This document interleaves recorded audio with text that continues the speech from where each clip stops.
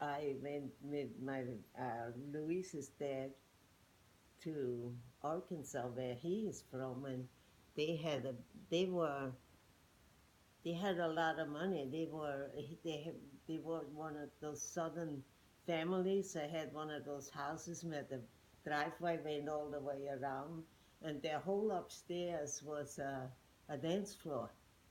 And when they had company, they would put mattresses up there so they could sleep up there.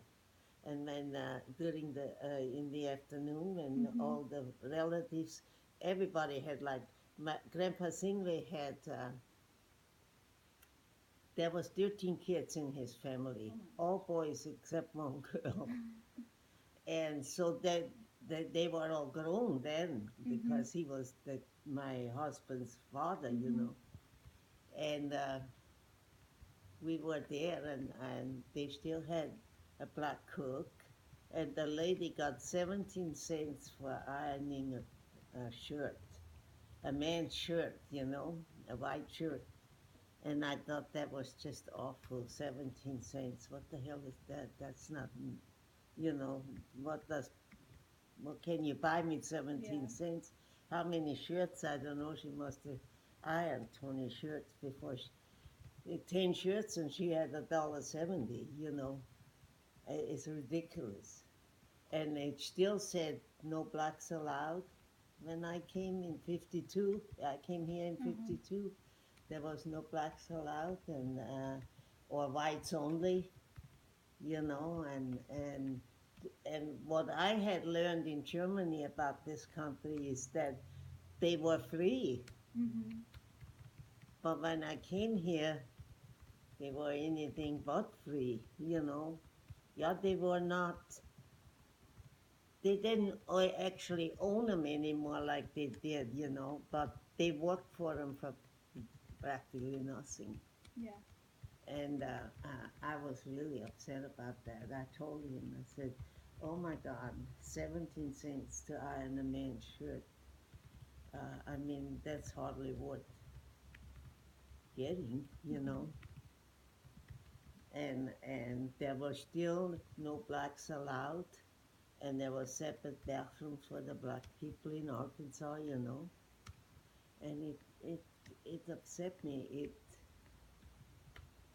I don't know why, because before this war, I didn't even know there was that many black people Mm-hmm. here. I didn't know nothing about this country that much, you know.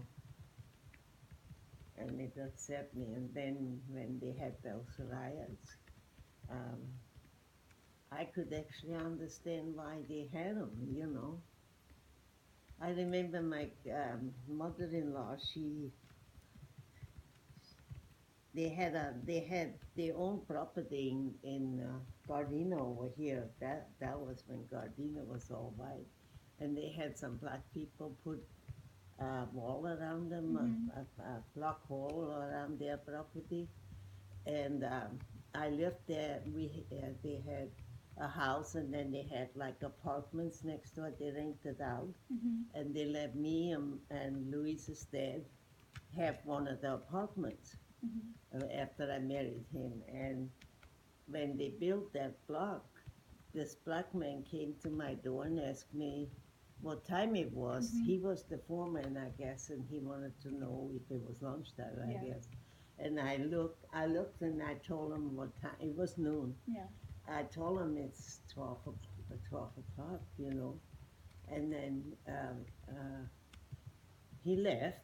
Mm-hmm. I didn't think nothing of it, you know. And then she came, his mother came, and she said to me, white girls don't talk to black men. And I said, he asked me for the time, Mm-hmm. you know. I said, it didn't make any sense to me that I wasn't supposed to answer him Yeah. and shut the door in his face. And I told her, I said, I don't understand what you're trying to tell me.